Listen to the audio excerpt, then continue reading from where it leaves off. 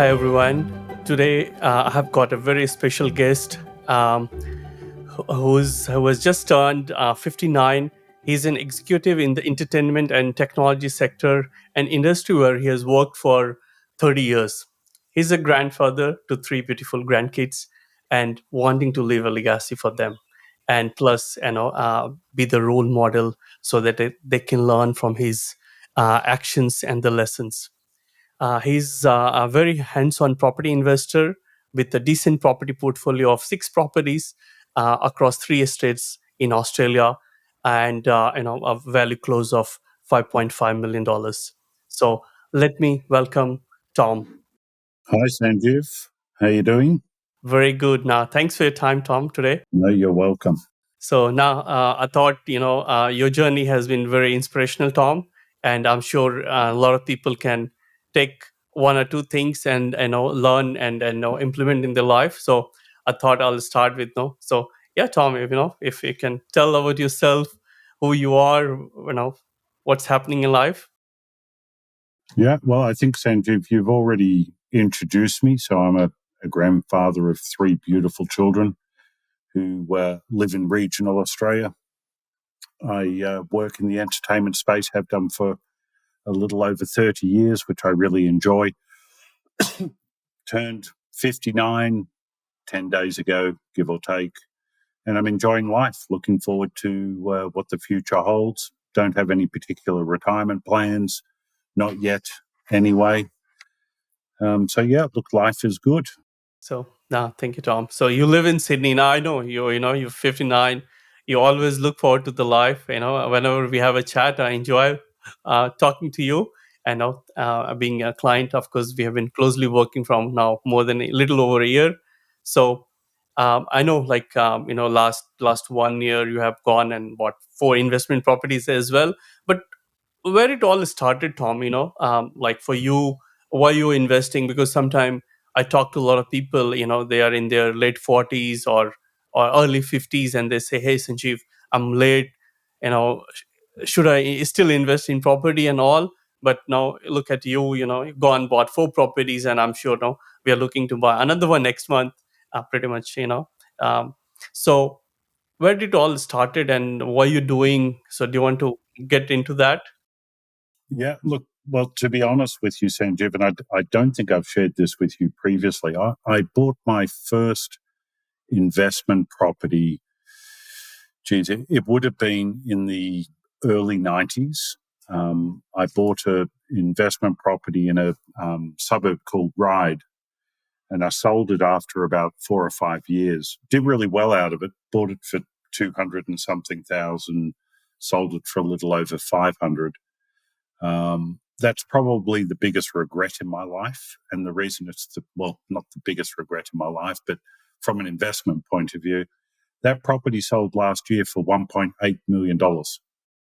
My God. So did you say 1998? No, it was early 90s. I can't remember the exact year. But I sold it after about 5 years, 4 or 5 years. And as I said, I did well, more than doubled its value. But when I saw it, um, probably 6 months ago or so, it sold for 1.8 million. I just keep thinking about what would have happened if I'd hung on to it. So that was really my first introduction into property investment.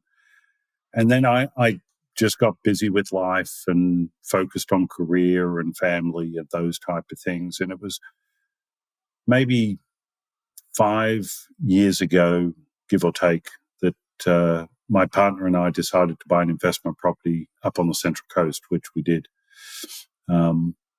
Bought at the wrong time, perhaps. It would have been 2017, so it was right at the peak. But we bought that nonetheless, rented it out. It's had several tenants over 5 years. So that's been doing okay.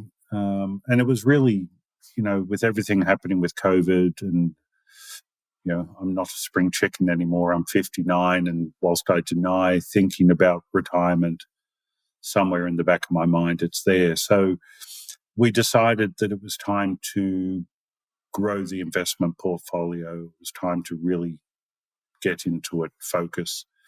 And the ultimate end goal is to leave a legacy for the grandchildren, but also to secure our retirement in addition to the superannuation, which keeps changing.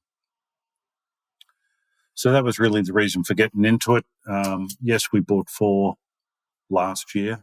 In fact, one of them transacted at the beginning of this year. Looking to pick up another one before close of this year, maybe another one again early in the new year. I think the time's right to do that. So now, of course, now rate of interest are rising. So you're not scared of that. No, look, the interest rates are rising, but I was a realist, coming into it. The interest rates were incredibly low. I bought my first house probably 30 years ago, and the interest rates were, I think, 8 or 9%. Having interest rates or the Reserve Bank rate at 0.1% was incredibly low. So I used that, leveraged, and took advantage of it. That's why we bought 4 properties, start of last year. The opportunity was there. Money was cheap. Locked it in for a little period of time.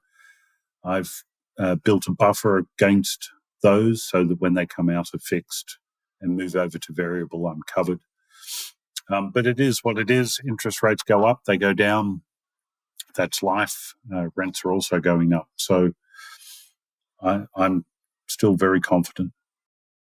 And the kind of properties you have bought, like, are you feeling comfortable with them? Like, do you see, it's good for the future and as a strategy and all, which you can share with your family and friends, teach your grandkids. Yeah, I am, Sanjeev. The properties are all cash flow positive. I've run the numbers based on what the revised interest rates will be once they come out of fixed.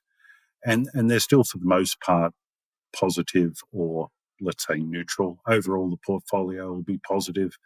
The property up on the Central Coast, attracts a very nice rent, has very good cash flow. There was a property in Bundaberg that we purchased, also has extremely positive cash flow. So even with the increased rates, it sits just above neutral, or currently. We don't know what's next with the interest rates. From a growth point of view, again, I think the timing was good. In the perfect world, I would have bought 1 year prior, but is what it is. You can't look back. You've got to keep looking forward. So the latest assessment I've had, all the properties have grown substantially from what the purchase price was. And the market is starting to soften a little. I would suggest most of the properties where we've purchased, the values have plateaued, not necessarily declined. So they're off their growth cycle. They're now sitting still, I would think. But yeah, very happy. Fits what we want to do. That's why we want to bring in, at least another 2. And like, now, how are you feeling after now buying these properties, having it? I'm sure, like, I mean, see, you have been a very hands-on. I know, you're hands-on means really hands-on, like a tradie, doing renovation. You like that, those things. I know, even I know you know very good. Work as executive. It's really, some hard to find time, but you love that, right? And it's the love of property, the doing things. So now buying these properties, how you feel, and when you look back also, like, I know you wanted to do it. What happened, like, and what changed so that you're able to take action and those things? So do you want to talk about it? Because I know you talked about, life comes in between and things get dragged. So do you want to talk about that as well, Tom? Yeah, look, I am quite hands-on, Sanjeev. One of the things I've had to learn is to let go a little.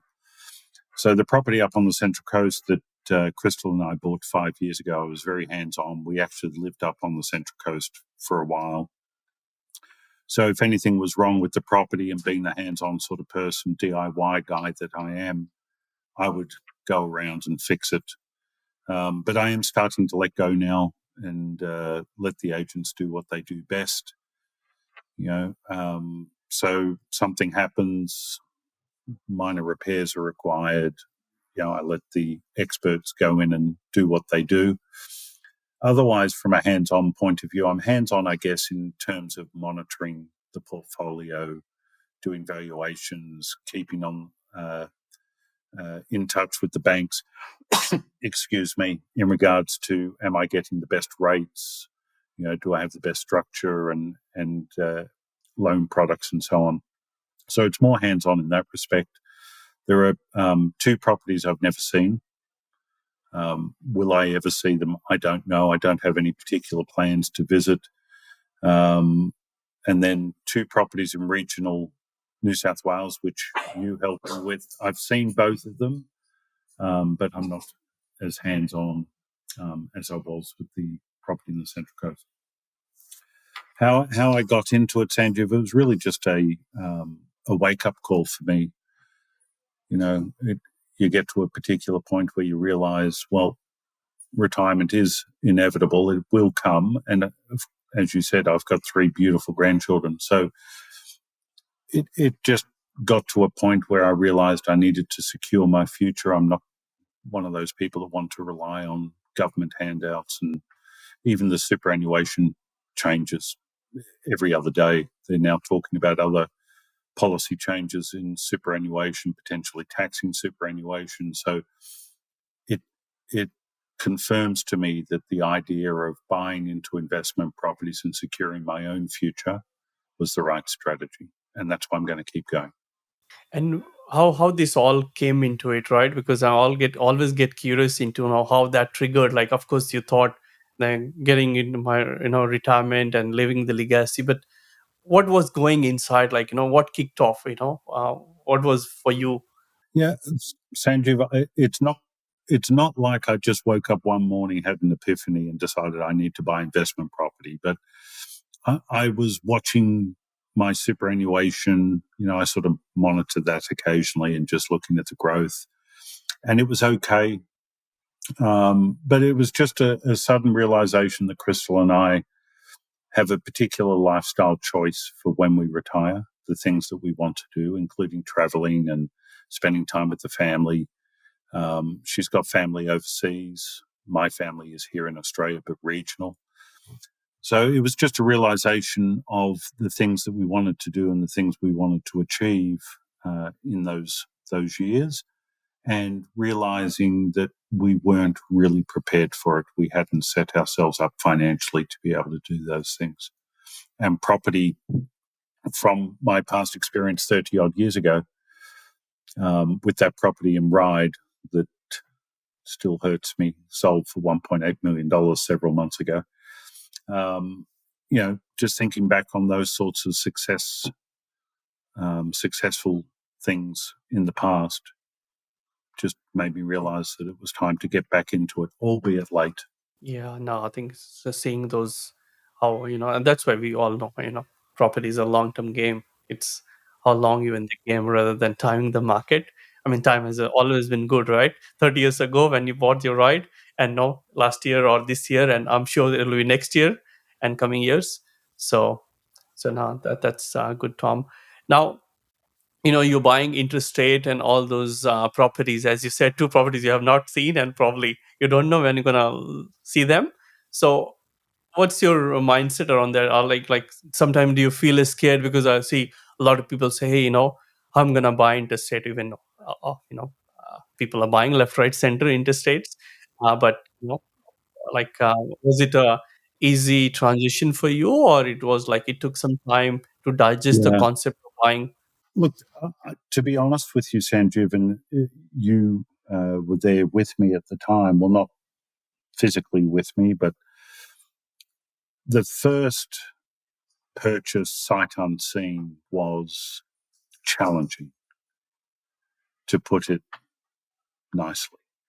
It was a very difficult moment, making a decision to buy a property and lock yourself in for something that you hadn't physically seen. I mean, we did video walkthroughs and You did all the due diligence, which was fantastic. We had all the reports, all the data. Everything looked right. I ran my spreadsheets, something I do a lot of. And even then, it was easy to procrastinate and find reasons not to. And it was just one of those challenges, sight unseen, buying a property. But once we pushed the button on the first one, it was a sense of relief, and I knew that I was doing the right thing. I felt confident, and that's why there were two more in fairly quick succession straight after it. Again, both I had not seen. It was via video call, research, due diligence, and we pushed the button. So yeah, look, I'm absolutely fine with it. I think in the perfect world, you get to feel the property, walk through it, touch, smell, all those types of things. But it's an investment. That's all it is. Like a business, you make a decision based on the commercials, and if the fundamentals are right, go for it. And it's get better, right? Like, it's the new norm of doing business, buying properties. You don't have to, as far as all the due diligence, the report, someone has done it. We say, when you get opportunity, definitely go to these prop to these locations, see your property, touch your property if you want to. And that's where it is. But no, I think I agree with you. It can be sometimes daunting and that, but again, you let it go, and then once you've done the first one, you know um, the second, third, fourth, was easy. And now, of course, two of the properties still you have not seen, because you're now comfortable, things are right, and it's a process, right? Yeah, no, exactly, Sanjeev. Look, the last property that we bought together right at the beginning of this year is when it settled. That was a no-brainer for me. That was easy, no questions asked. Went through the video, had a look at the various reports, checked the fundamentals. Decision was made in minutes. It was an easy one. No, it's good, I think. And then it's a good point, right? And then this property, when the fourth one, when you're buying early this year, you're talking about, like, you never thought about, hey, it's the interstate. Feels like the area, the property, correct? Yeah, correct. Look, it was when I first started out. Whilst I was always open to the idea of investing interstate, and I knew that I needed to diversify. I understand all those basic principles, but when it comes to that decision time of having to, you know, say yes to a property, transfer money for a property that you've never seen. But it was you were very good with that, Sanjeev. Not that you held my hand, but it was like having your hand held. Walk me right through the process, made me feel confident. Um, we had lots of open conversations. As I recall, the very first property that we looked at, we actually walked away from. It was the second one that we ended up securing. Um, so yeah, with your guidance, it was not that difficult. It's just a challenging emotional decision to make that first purchase sight unseen. But now I'm completely open to it, and you and I have had some conversation to buy again interstate, a property that I won't see before we transact. Now, I think definitely, after buying so many properties, I don't think, it's, hey, interstate, it doesn't feel like anything, right? It's just as if you're buying in your same suburb. But I think you raised a good point, Tom, because when you're buying a house, investment property is a lot of money, and we're not buying a packet of chips. So buying something unseen outside, I think the first one can be a bit of a hurdle right now, I think. So no, it's good that you're raising that. But again, you overcome, trust the process, and you have to do it. Otherwise, how we gonna buy? If you want to go and see, travel, you can do it, or do that way, right? But then, you know, it's I think it's a lot of opportunity cost, the travel, and I think, Yeah, yeah, I've even taken a like. particular plan to travel and visit these other properties that I've never seen. And that's why, like, a lot, uh I would say 100% of the clients we have bought, then they buy very comfortable interest rate. And even though I encourage everyone to go and travel those locations, they are beautiful places. But no, they're comfortable with the process, the how the property is managed, and all rents are coming in. They're paying their mortgages and taking the delta, whatever it is. So now, Tom, like, what's your plan? I think for the next coming. I think you mentioned you're gonna buy one by end of this year and another one early next year. Now, what's your plan? These ones, and then you're planning to buy more, or and how you gonna, what's the plan for these properties? Yeah, so the first or the next one uh, we'll buy in my SMSF is the plan. So we'll get a property in there. Um, that's just again, part of the retirement plan. But then all the properties are, I guess. So we'll put one in the SMSF to start with, maybe another one further down the track. But I want to keep the SMSF split between property and cash. The next one after that, whether I buy it in a structure in a trust or in my own name, but it won't be in the SMSF at this point, unless you advise me otherwise, Sanjeev. I obviously take and respect your guidance. So, from a long term point of view, I don't have any immediate plans to stop, but at the same time, I'm working on a pay down the debt strategy. It's, I haven't gone into this to make a quick buck, to turn the properties over after a few years, 5 years. There's no speculation involved. This is long term. So, in the perfect world, I will never sell a property. It's something that I can hand down to my family, to my daughter, grandchildren, and the like.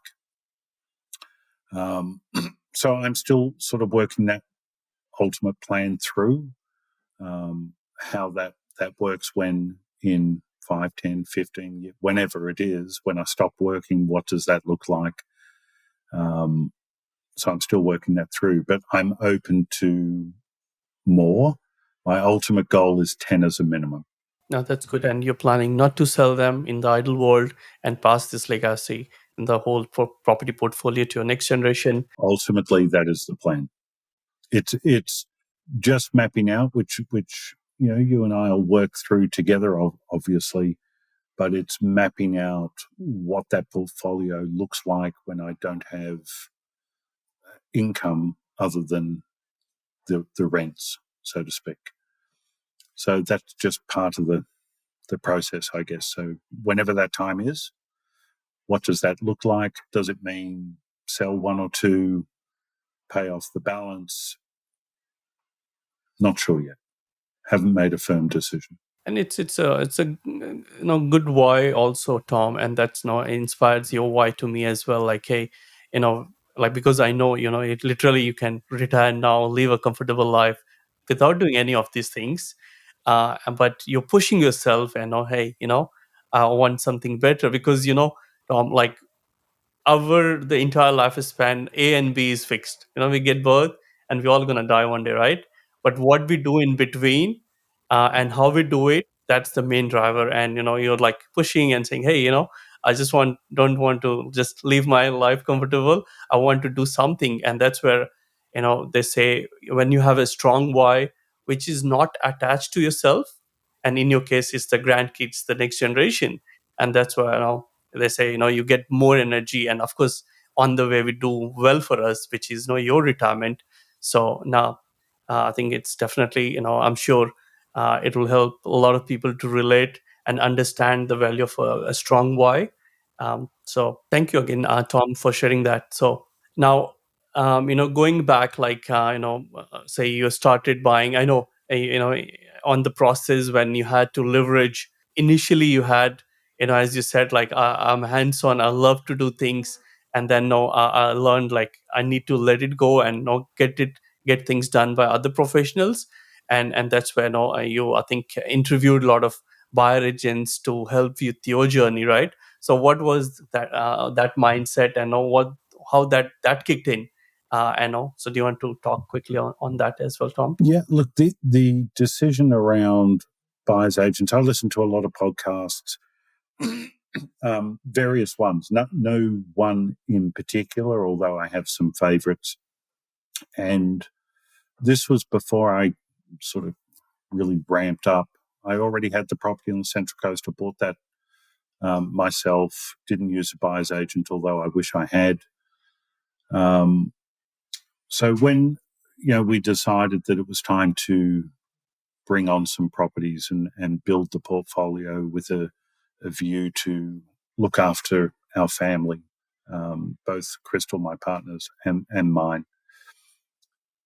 I started listening to podcasts, and I'd heard about buyer's agents, wasn't all that convinced. Started researching, and I had meetings or calls, introduction calls with several different buyer's agents, and in most cases, it felt like I was just part of a large enterprise. One of the many applicants who was trying to secure a property, which doesn't really sit all that well with me. As you know, I'm a hands-on sort of a person. I get engaged. So being just a bit of a number didn't really work. I needed something a little more personal. I actually listened to you on a podcast is why I reached out to you. Felt that what you were offering was a little more personal, a little more hands-on yourself. Get to talk to the principal, being you, and it just felt a lot more comfortable. So the buying decision, or the decision to bring on a buyer's agent, was quite simple from my point of view. There's commercial aspects, but I think when you're putting your future in the hands of an advisor or a partner, a business partner, you need to feel comfortable. And that's what it was for me. But Tom, I know, being working as a good on a good profile, you negotiate a lot of big deals, a lot of contracts, agreements. What was the decision like? Because Hanson also bought properties in the past. I know, you can do. So, what was the main driver of leveraging someone? Was it time, or it was like a mix of bags?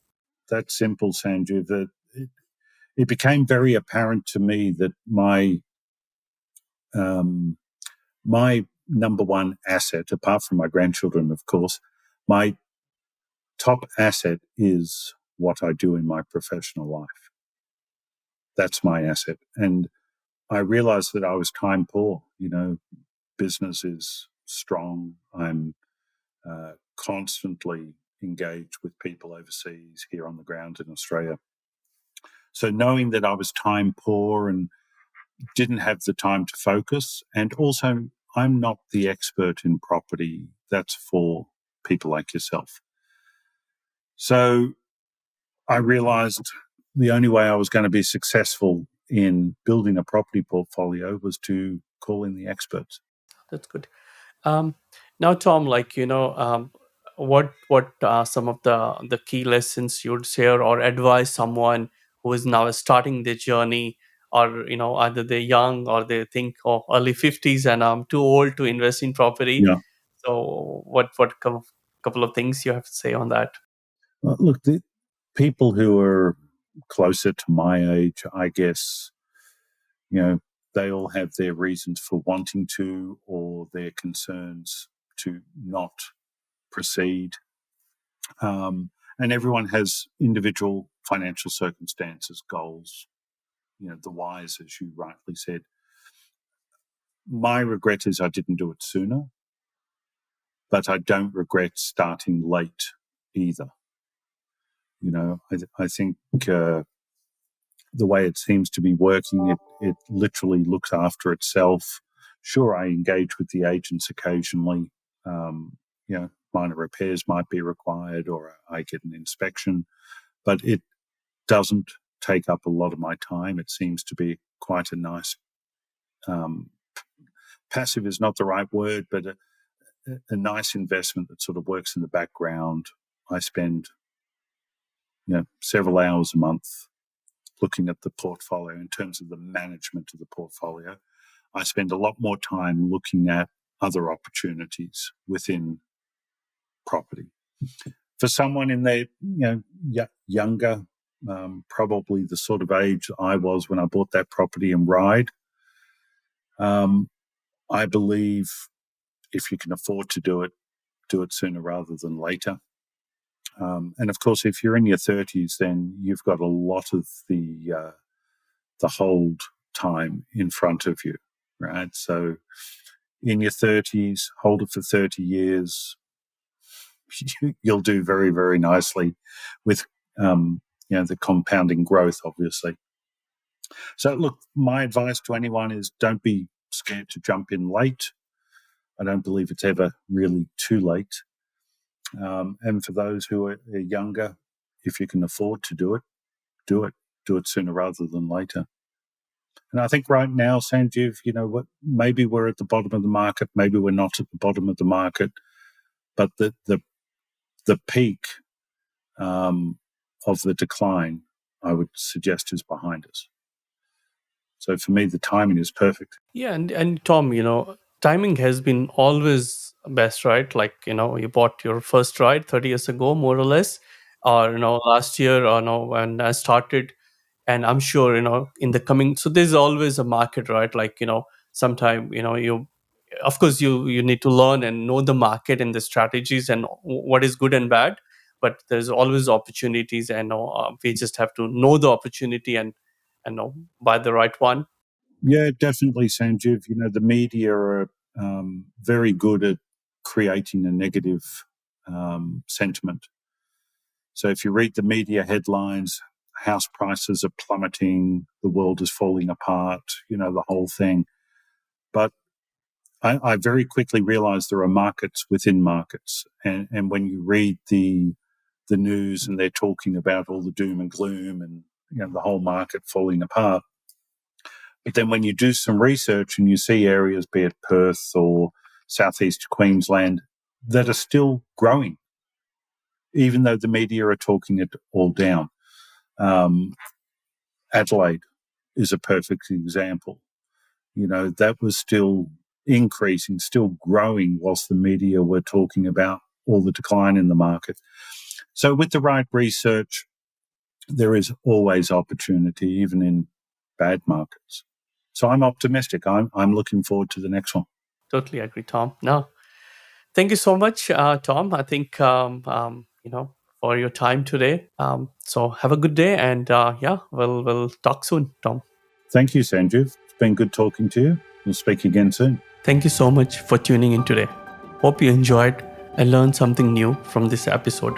Please don't forget to review our podcast and tune in every Tuesday 8 a.m. Sydney time to listen to all our inspirational guests and learn from their property journey. In case you're looking for help with your property investment journey or building a property portfolio, please visit our website www.investorsdream.com.au to learn more about us and our services. And feel free to book a call from our website for a friendly chat. Have an awesome life and happy property investing.